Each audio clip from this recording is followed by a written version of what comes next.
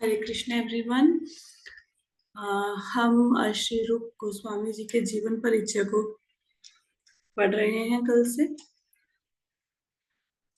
हम लोगों ने श्री रूप गोस्वामी जी का लिखा हुआ एक नाटक ललिता माधव को पढ़ना है, लेकिन उसको पढ़ने से पहले रूप गोस्वामी जी के जीवन के विषय में पढ़ते हैं, राइटर के जीवन के विषय में। क्योंकि अगर राइटर के विषय में हमें पता हो जिन्होंने इस नाटक को लिखा है, तो फिर हम नाटक से ज्यादा अच्छे से कनेक्ट कर पाएंगे। फिर उसके साथ भी जो हम पढ़ने जा रहे हैं उसके साथ हमारा थोड़ा सा एक लिंक बन जाएगा, है ना। कैसे, जैसे कोई मैच देखने जाते हैं, वहां पे एक रिनाउंड प्लेयर आता है तो आपको पता है कि अभी मैच इंटरेस्टिंग होने वाला है, ये आ गए हैं। वैसे तो ये बहुत ही एग्जाम्पल है, देनी नहीं चाहिए। कोई आप मूवी देखने जाते हैं, वहां पे पहले देखते हो हीरो हीरोइन कौन है, फिर आप देखते हो अच्छा इसकी तो हमेशा अच्छी होती है मूवीज, ये तो देखनी चाहिए, ऐसे ऐसे भाव आता है ना। तो अगर हमें राइटर के बारे में पता हो तो हमें ये पता लगेगा कि जो हम कृति पढ़ने जा रहे हैं उनके द्वारा रचित वो कितनी महान है। जब राइटर इतने महान है तो उन्होंने जो रचा वो कितना महान है। तो कल की क्लास में हम लोगों ने पढ़ा कि रूप गोस्वामी जो है ये चैतन्य महाप्रभु के शिष्य थे, प्रमुख शिष्य थे, अनुयायी थे उनके। इनके जन्म के विषय में ना थोड़ा मतभेद है। अलग अलग जगह पे जन्म के विषय में अलग अलग सन दिए हुए हैं। तो मैंने यहाँ पे थोड़ा सा देख के 5-6 जगह पे देख के जो 1489 है वो लिखा है। अप्रोक्सीमेटली इसके आसपास रूप गोस्वामी का जन्म हुआ था, लेकिन अलग अलग जगह पे अलग अलग लिखा हुआ है। ये चैतन्य महाप्रभु के प्रमुख शिष्य थे। चैतन्य महाप्रभु कौन? चैतन्य महाप्रभु धरती पर आए आज से 500 साल पहले। भगवान कृष्ण स्वयं थे, राधा रानी के भाव में आए। तो जब भगवान आते हैं वो अकेले नहीं आते, उनके साथ पूरी उनकी टीम आती है। जैसे किसी मंत्री ने आना हो तो उनके साथ सारे उनके जो सहयोगी होते हैं वो भी आते हैं ना। किसी शहर में आपने देखा होगा बहुत सारी गाड़ियां आती हैं किसी बड़े मंत्री ने आना हो। तो जब भगवान आते हैं, भगवान भी अकेले नहीं आते, वो अपने पार्षदों को, अपने नित्य सखाओं को, सखियों को साथ में लेके आते हैं।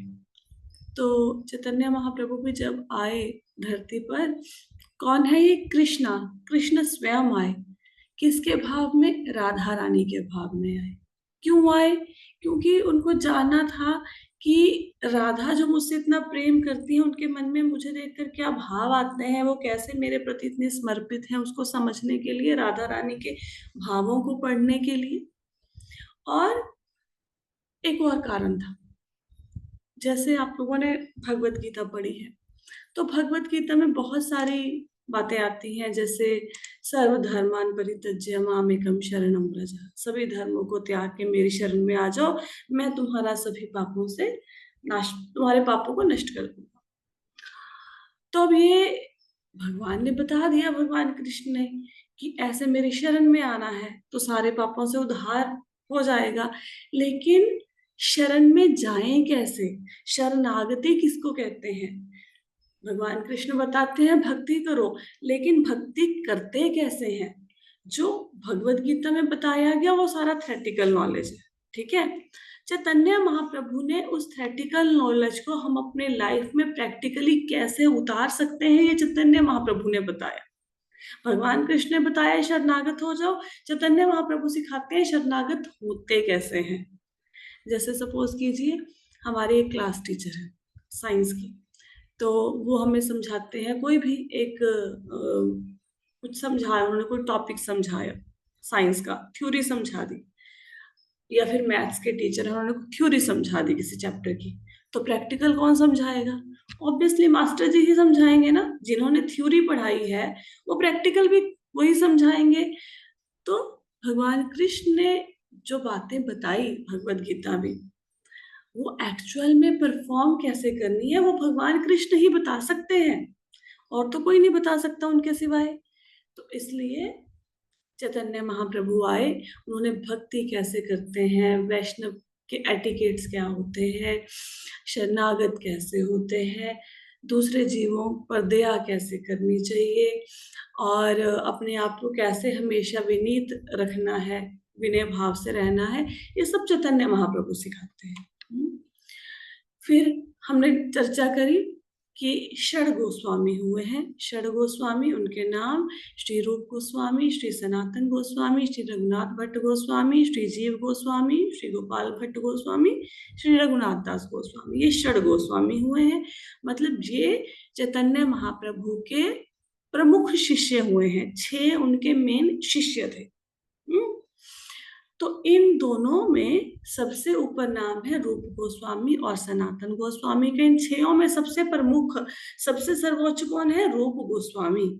और जो सनातन गोस्वामी है वो रूप गोस्वामी के ही बड़े भाई हैं। ठीक है, आगे चलते हैं। तो जब हम अपना मंगलाचरण करते हैं उसमें हम इन षड गोस्वामियों को प्रणाम करते हैं। फिर हमने देखा कि हमारे मंगलाचरण में रूप गोस्वामी जी को प्रार्थना की जा रही है कि वो हमें अपने चरण कमलों की शरण दें।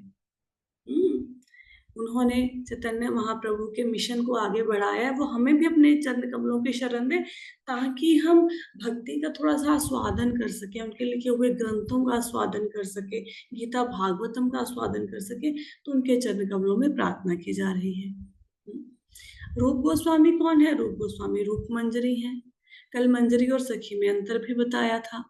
मंजरी कौन होती है? मंजरी होती है दासी, और सखियां मतलब सखी। रूप मंजरी कौन है? राधा रानी जी की अष्ट प्रधान सखियां हैं, उनमें ललिता सखी सबसे प्रमुख है, और ललिता सखी की जो सहायक है वो रूप मंजरी है। रूप मंजरी सभी मंजरियों की प्रतिनिधि है, उनका मार्गदर्शन करती है। तो जब हमें ऐसा नहीं सोचना चाहिए कि हम मंजरी बने, क्या बात, मतलब अगर ऐसा तो भाग्य नहीं है। खैर, ऐसा अगर कोई सोचे कि मंजरी होना तो दासी होना, मुझे तो सखी बनना है, तो देखो भगवान का कल हम लोगों ने डिस्कस किया कि 5 तरह के रस में भगवान की भक्ति की जाती है। दास के रूप में, वात्सल्य रस माता पिता के रूप में भगवान को मित्र बना सकते हो, शांत रस में भक्ति की जा सकती है ना। ऐसे कल हम लोगों ने पढ़ा। तो हम लोग ये नहीं सोच सकते कि हम यशोदा माता बन जाए, हम उनकी दासी बन सकते हैं। हम सुदामा नहीं बन सकते, हम उनके दास बन सकते हैं। हम अर्जुन नहीं बन सकते, उनके दास बन सकते हैं। हम ललिता विशाखा राधा रानी नहीं बन सकते, उनके दास बन सकते हैं। तो हम मंजरी भाव में, स्पेशली इस्कॉन में मंजरी भाव में, मंजरी भाव इन द सेंस दास भाव में, दास्य भाव में भगवान की भक्ति की जाती है। और मंजरियों का स्थान बहुत ऊंचा है, क्योंकि जब राधा और कृष्ण एकांत में लीला करते हैं वहां पे सखियों को भी प्रवेश करने के लिए नहीं दिया जा सकता, लेकिन मंजरी वहां पे प्रवेश कर जाती है। ये हमने पढ़ा। और हमें रूप गोस्वामी के चरणों की शरण ग्रहण किए बिना हम ना तो चैतन्य महाप्रभु की लीलाओं का आस्वादन कर सकते हैं, उनमें एंटर कर सकते हैं, और ना ही हम राधा कृष्ण की लीलाओं का आस्वादन कर सकते हैं, है ना। अगर इनकी शरण लेंगे, इनकी कृपा होगी, तभी हम चैतन्य महाप्रभु की लीलाओं को और राधा कृष्ण की लीलाओं को समझ पाएंगे कुछ। तो इनकी कृपा बहुत जरूरी है रूप गोस्वामी जी की, इनके बिना नहीं हो पाएगा। फिर हम लोगों ने इनके जीवन के विषय में पढ़ा कि रूप गोस्वामी जो थे वो कुमार देव, इनके पिता का नाम था। भारद्वाज गोत्र में ये उत्पन्न हुए, उच्च ब्राह्मण परिवार से थे। इनके और भी भाई थे, लेकिन इनमें 3 प्रमुख थे जो भक्ति के मार्ग पर चले, संतोष, अमर और श्री वल्लभ। जो संतोष है वो रूप गोस्वामी का पहले का नाम है, अमर सनातन गोस्वामी का पहले का नाम था, और अनुपम जो है वो वल्लभ जी का पहले का नाम था। ठीक है। और इन्होंने, इनके पिताजी की मृत्यु के बाद इनके दादाजी ने इनको उच्च शिक्षाएं दिलाई, इनको अरबी, फारसी, संस्कृत भाषा का ज्ञान दिया, पढ़ाई करवाई इनकी। और उसके बाद दोनों को नवाब हुसैन के यहाँ पे जॉब मिल गई। तो सनातन गोस्वामी चीफ सेक्रेटरी थे। कल मैंने बोला था ना, कथा में कुछ स्लाइड में ऊपर नीचे हो गया है। तो सनातन गोस्वामी जो नवाब था हुसैन, उसके चीफ सेक्रेटरी थे, मतलब नवाब इनसे पूछे बिना कोई काम नहीं करता था। और रूप गोस्वामी जो थे वो रेवेन्यू मिनिस्टर थे, राजस्व मंत्री जिसको कहते हैं, खजान क्या बोलोगे उसको, फाइनेंस मिनिस्टर, यस, वो थे रूप गोस्वामी। तो जो वो थे नवाब ने इनको 2 उपाधियां दे दी। सनातन गोस्वामी का नाम रख दिया दाबिर खास और रूप गोस्वामी का साकर मलिक। अब ये मुसलमानों के जैसे उनके साथ रहते थे। हालांकि सनातन गोस्वामी और रूप गोस्वामी क्योंकि ये शुद्ध वैष्णव ब्राह्मण परिवार से आते थे, जॉब नहीं करना चाहते थे नवाब के यहाँ पे। लेकिन नवाब ने बोला कि अगर आप, मतलब नवाब की दृष्टि थी, ऐसा होता है ना, वो कंपनी है, वो किस बच्चे को हायर करती है जो बहुत अड़ी, जिसके मार्क्स आए हो, जो बहुत इंटेलिजेंट हो, ऐसे कंपनी उसको लेगी ना, योग्य कैंडिडेट को नौकरी देती है। तो हुसैन की दृष्टि थी इनके ऊपर कि ये दोनों भाई इतने इंटेलिजेंट हैं, ये मेरे यहाँ पे आके जॉब करे, लेकिन उन्होंने मना कर दिया क्योंकि मतलब वो घृणित कार्यों में लगे हुए थे ना, जनता को परेशान करते थे, गौ हत्या इत्यादि घृणित कार्यों में जो नवाब थे वो लगे हुए थे। तो इन दोनों भाइयों ने, वे वैष्णव थे, उन्होंने मना कर दिया। उन्होंने बोला कि मैं सारी झोपड़ियों को जलवा दूंगा, जितने भी लोग वहां पे रहते थे, कि अगर आप जॉब नहीं करोगे। तो फिर इन्होंने जॉब एक्सेप्ट करी थी नवाब की, ठीक है। तो फिर वहां पे तो ये मुस्लिम के जैसे रहते, वैसा ही पोशाक पहनते, वैसी भाषाओं का प्रयोग करते, लेकिन जब ये अपने घर आते राम के लिए, वहां पे वैष्णव सदाचारों का पालन करते और वहां पे वैष्णवों के जैसे रहते। तो अब ये इस चक्कर से बाहर आना चाहते थे, नवाब के चंगुल से बचना चाहते थे। इन्होंने चैतन्य महाप्रभु को पत्र लिखा। तो चैतन्य महाप्रभु ने क्या रिप्लाई दिया कि जैसे कोई मैरिड वुमेन है, शादीशुदा औरत है, तो अगर उसका कहीं बाहर किसी के साथ प्रेम चल रहा है, तो वो घर के कामों को इतनी सावधानी से करती है कि उसके घर वालों को शक ना हो जाए कि इसकी बाहर कहीं पे कोई संबंध है किसी के साथ। तो इसी प्रकार इन्होंने इस पत्र के माध्यम से क्या समझाया कि चाहे आप नवाब के यहाँ पे काम कर रहे हो, लेकिन मन में भगवान की भक्ति करते रहो। और इनको आश्वासन दिया कि शीघ्र ही आके इनसे मिलेंगे। फिर महाप्रभु का रामकेली में आगमन हुआ। तो नवाब भ्रम ऐसे हो गया कि ये कौन फकीर आए हैं जिनके पीछे इतने अनुयायी हैं। तो हालांकि नवाब ने इनको कुछ कहा नहीं, लेकिन जो रूप गोस्वामी और सनातन गोस्वामी थे, मतलब साकर मलिक और दाबिर खास, इनको लगा कि नवाब इनको कोई नुकसान ना पहुंचा दे, इसलिए ये चैतन्य महाप्रभु से मिलने गए, उनको ये बताने के लिए कि यहाँ पे मुस्लिम राज्य है, आप यहाँ से आगे मत जाइए। चैतन्य महाप्रभु वृंदावन जाने के लिए इस राज्य से गुजर रहे थे, तो उनको बताने के लिए कि आप वापस चले जाइए, आगे खतरा है। तब जब ये दोनों भाई उनको मिले चैतन्य महाप्रभु को, तो बहुत ही विनीत भाव में मिले, दांतों में घास के गुच्छों को दबाकर मिले। घास के तिनकों को दांतों में रखने का मतलब ये होता है कि कोई व्यक्ति अपने आप को बहुत ही निम्न समझ रहा है, कि हमें योग्यता नहीं आपसे मिलने की, फिर भी क्योंकि आप कृपालु हैं तो आपने हमें दर्शन दिए। तो घास के तिनकों को मुख में डालकर मिले, कोई राजसी वेशभूषा नहीं थी इनकी। और चैतन्य महाप्रभु इनकी विनम्रता को देख के बहुत प्रसन्न हुए, इनको सबसे आशीर्वाद दिलाया, नित्यानंद प्रभु जी से, और कौन थे वहां पे, अभी ध्यान, स्वरूप दामोदर जी थे शायद, तो उनसे आशीर्वाद दिलाया चैतन्य महाप्रभु ने सबसे इनको, ठीक है। और इनको बोला कि अभी आप अपना काम करो, फिर शीघ्र ही आप वृंदावन में जाके, वृंदावन में इनको आश्वासन दे कि इनको मिलेंगे दोबारा से, और फिर ये वृंदावन के लिए प्रस्थान करें सेवा करने के लिए, है ना, कुछ समय के पश्चात, अभी नहीं। तो दोनों भाई आगे वापस, यहाँ तक कल हम लोगों ने करा था। अगर किसी का मिस हो गया तो एटलीस्ट आपको एक ग्लिम्स मिल गया कि कल की कथा में हमने क्या चर्चा की थी। अच्छा, दोनों भाइयों के मन में आया कि भाई चैतन्य महाप्रभु तो इनसे मिलके चले गए। अब इन दोनों के मन में आया कि अब कैसे इस नवाब की नौकरी से छुटकारा पाया जाए, है ना। तो वो तो छुटकारा पाना चाहते थे। तो जो रूप गोस्वामी थे, रूप गोस्वामी गए सनातन गोस्वामी के पास। रूप गोस्वामी कौन है? वो छोटे हैं, सनातन गोस्वामी बड़े भाई हैं। उनको कहते हैं कि भाई मैं अब नवाब की नौकरी नहीं कर सकता, मैं चैतन्य महाप्रभु के जो उनका मिशन है उसमें मैं प्रचार कार्य में लगना चाहता हूँ, उनकी सेवा करना चाहता हूँ, तो मैं अब इसको त्यागना चाहता हूँ, ये अपनी भौतिक उपाधियों को, मैं नौकरी छोड़ना चाहता हूँ। सो सनातन गोस्वामी कहते हैं मैं तुम्हारा बड़ा भाई हूँ, सबसे पहले मैं छोड़ूंगा जॉब, तुम बाद में छोड़ना। जो भी ये, मतलब अब उनका घर परिवार भी तो था ना, कि जो भी हमारे ऊपर डिपेंडेंट लोग हैं हमारे परिवार के, उनके लिए व्यवस्था करके आओ, फिर छोड़ना। तुम्हारा ये संकल्प तो बहुत शुभ है। तो रूप गोस्वामी ने कहा कि नहीं पहले मुझे जाने दीजिए। क्यों? क्योंकि सनातन गोस्वामी थे चीफ सेक्रेटरी, नवाब उनसे पूछे बिना कोई काम नहीं करता था। और कहते कि जो मेरी जॉब है वो इतनी इंपॉर्टेंट नहीं है, आपकी जॉब ज्यादा इंपॉर्टेंट है। जो नवाब था उसका उड़ीसा के महाराज के साथ क्या कहें, उसकी बनती नहीं थी, उसके साथ उसकी युद्ध होने के चांसेस थे उड़ीसा के महाराज के साथ। तो इसने बताया, अरूप गोस्वामी ने बताया इनको कि अगर आप चले गए नौकरी से इस्तीफा देके और हम दोनों भाई या फिर अकेले चले गए, तो नवाब सोचेगा पक्का ये उड़ीसा के महाराज के साथ मिल गए हैं और मेरे अगेंस्ट षड्यंत्र कर रहे हैं। तो वो क्या करेगा, वो हमारे घर वालों को जेल में डाल देगा, हम तो भाग जाएंगे, उनका क्या बनेगा। तो ये जब उन्होंने, उनको लगा कि बात तो सही है सनातन गोस्वामी को, तो फिर रूप गोस्वामी ने सबसे पहले जॉब से इस्तीफा दिया, रिजाइन दिया और ये प्रस्थान कर गए।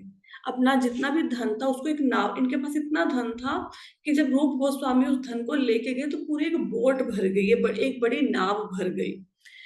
तो ये अपने ग्राम में गए उसको लेके धन को, तो उन्होंने क्या किया, 50% धन को वैष्णवों की सेवा के लिए लगा दिया, 25% धन जो था वो अपने रिलेटिव्स में, परिवार में बांट दिया, और जो 25% धन था उसको फ्यूचर में इमरजेंसी के लिए रख लिया।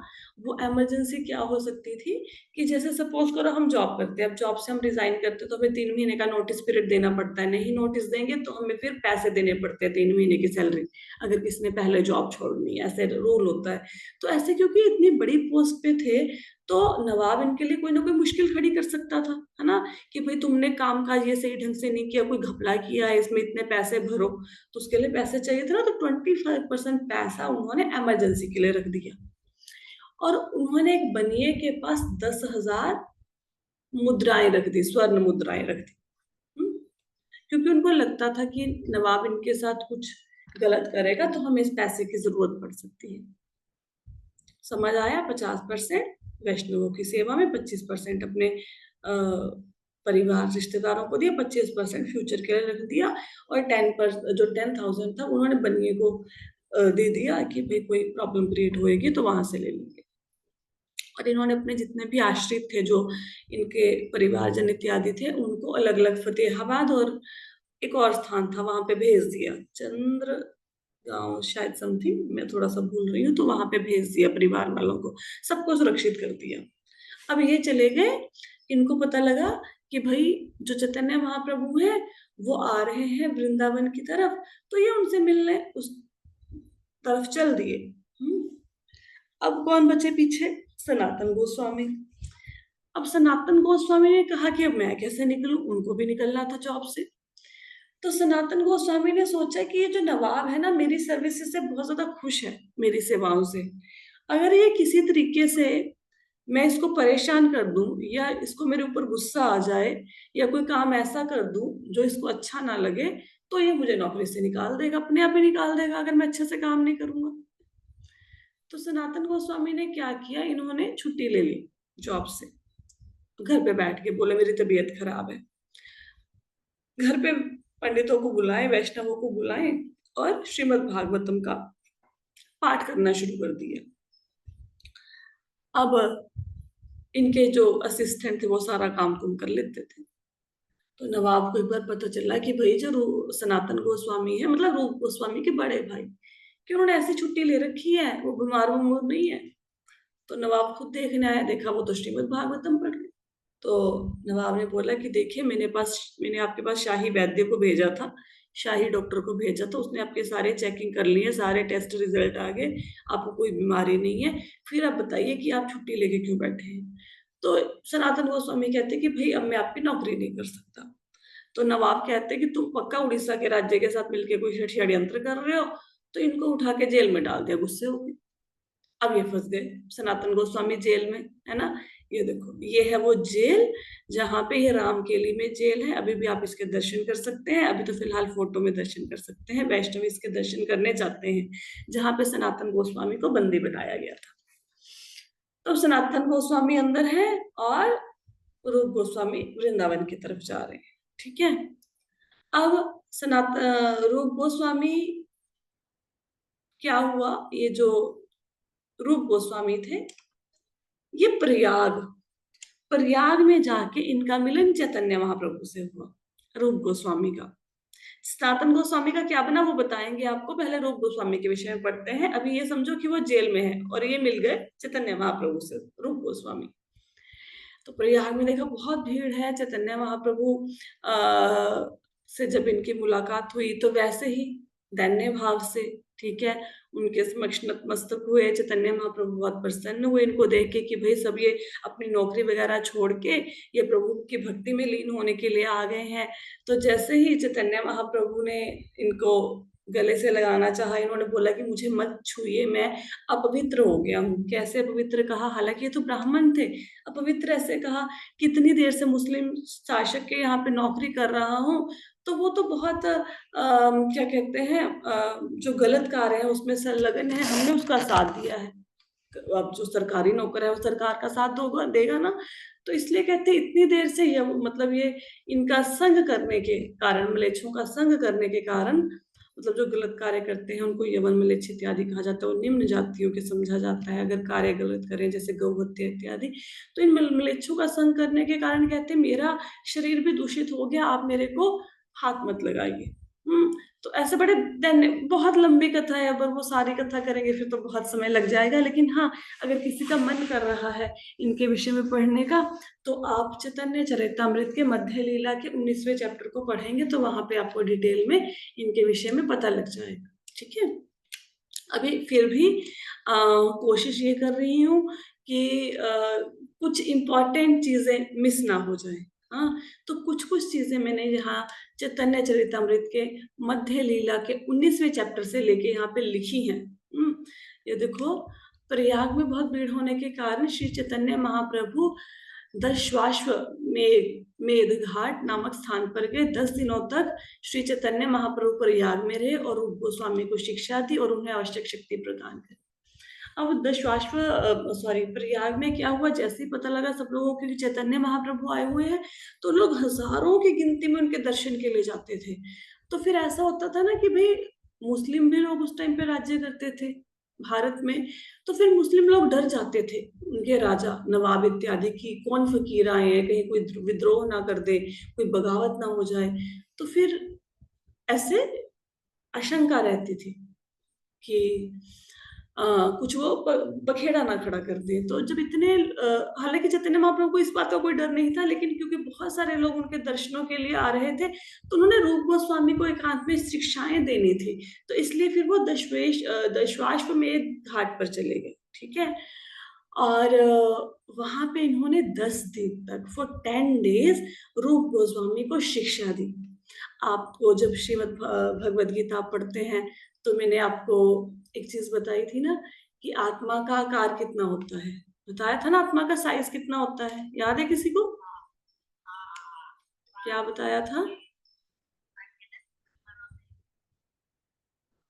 बाल के आगे हिस्से को किसी के 100 भाग के अग्र भाग के 100 हिस्से करो, फिर जो 100 हिस्से आए उनके आगे 100 हिस्से करो, तो बचेगा वो आत्मा। 10,000।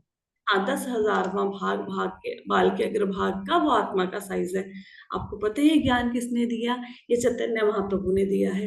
जब आप पढ़ेंगे चैतन्य चरितामृत तो उसमें ये लाइन ऐसे ही लिखी हुई है, तो वहां से प्रभुपाद जी ने वो पद को उठा के इधर लिखा है ना, ये चैतन्य महाप्रभु ने ये ज्ञान दिया है।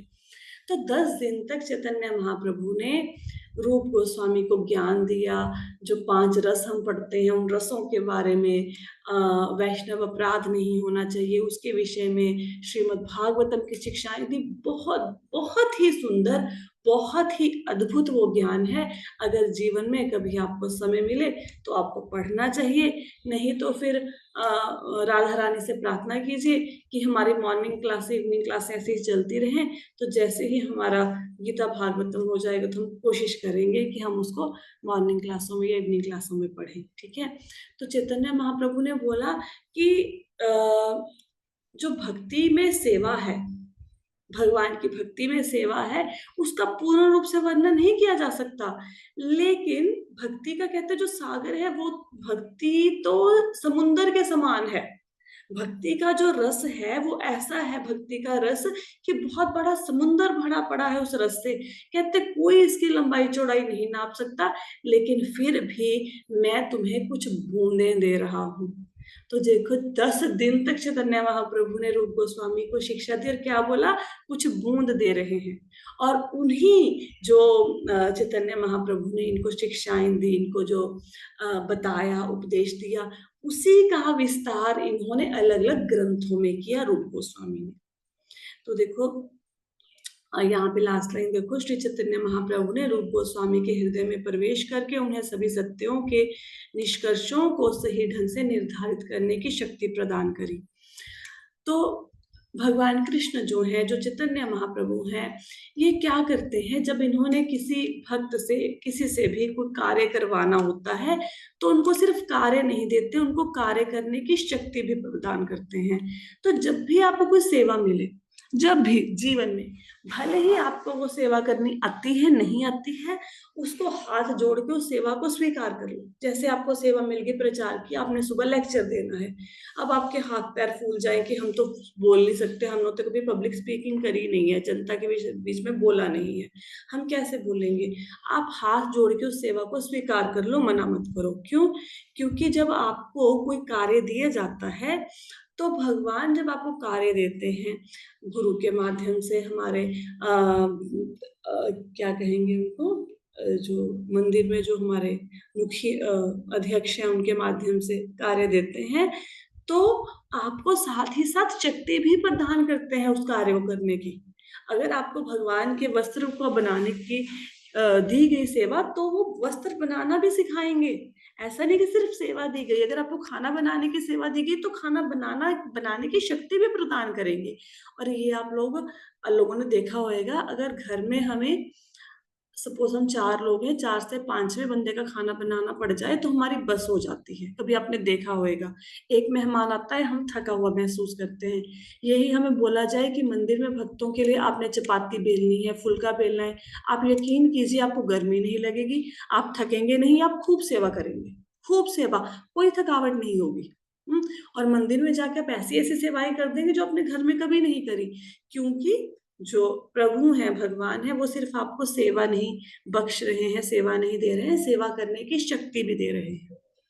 तो जब भगवान ने ब्रह्मा जी से सृष्टि की रचना करवानी थी, तो क्या किया, उनको शक्ति प्रदान करी, शक्ति दी, तभी तो ब्रह्मा जी ने सृष्टि की रचना करी ना।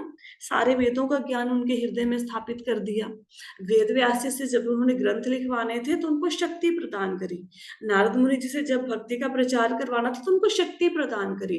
कुमारों से, चारों कुमारों से जब ज्ञान के विषय में लोगों को बताना था, तो उनको शक्ति दी गई। हाँ, तो इसी प्रकार चैतन्य महाप्रभु ने रूप गोस्वामी में शक्ति का संचार किया, उनको शक्ति दी, ताकि वो ग्रंथों को लिख सके। इसलिए हमें रूप गोस्वामी के लिखे हुए ग्रंथों को पढ़ना चाहिए, क्योंकि इनको एम्पावर किया हुआ है चैतन्य महाप्रभु ने उन ग्रंथों को लिखने के लिए। क्लियर हुआ यहाँ तक? सबको समझ आ रहा है ना? ठीक। अगर कुछ ऐसा हाँ जी स्पीड ज्यादा है, नहीं समझ आया, तो मुझे रोकना, ठीक है? अच्छा, अभी आप अगर रूप गोस्वामी के विषय में और अधिक जानकारी चाहते हैं, तो शिवानंद सेन कौन है? शिवानंद सेन भी चैतन्य महाप्रभु के अनुयायी हैं।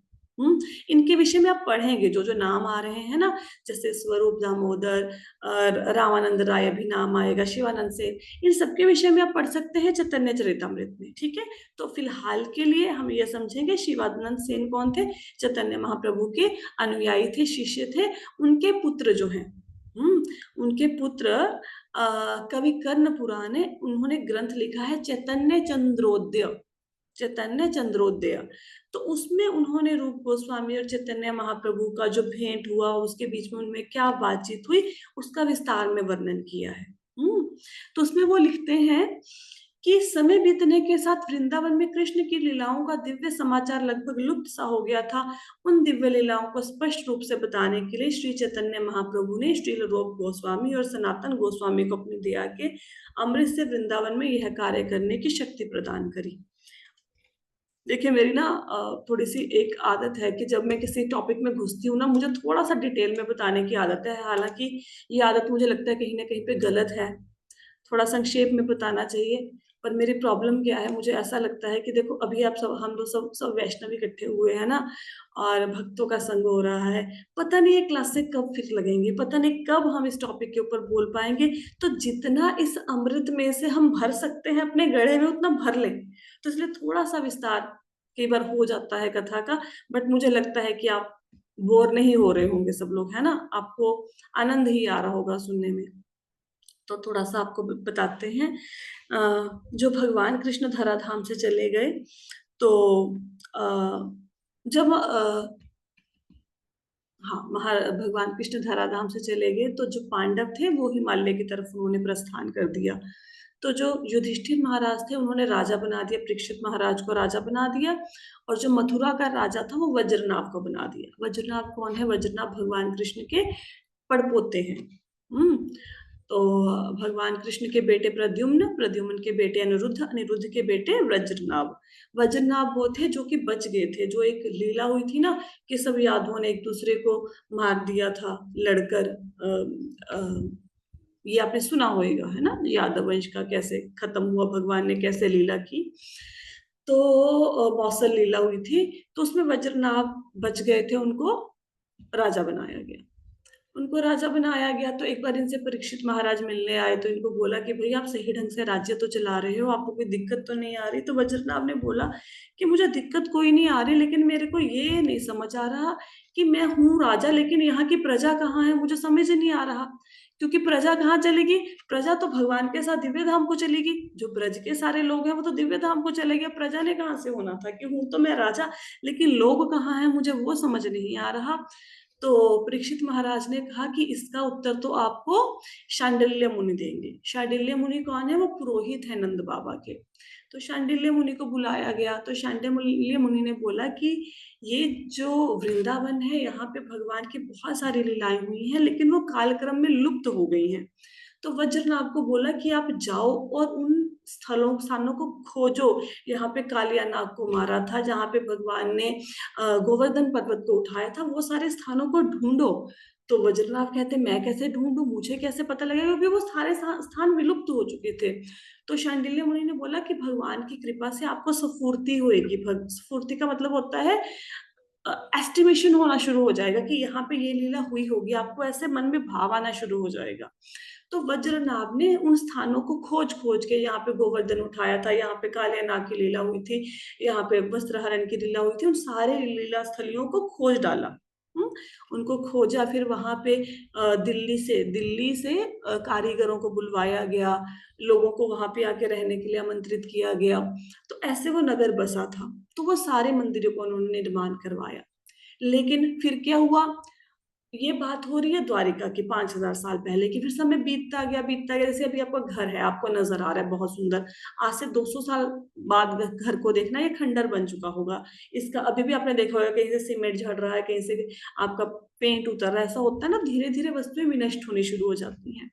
तो कालक्रम में ये सारा कुछ लुप्त हो गए, घटना स्थलियाँ फिर से लुप्त हो गई। वज्रनाभ जी ने निकाली थी, फिर से लुप्त हो गई।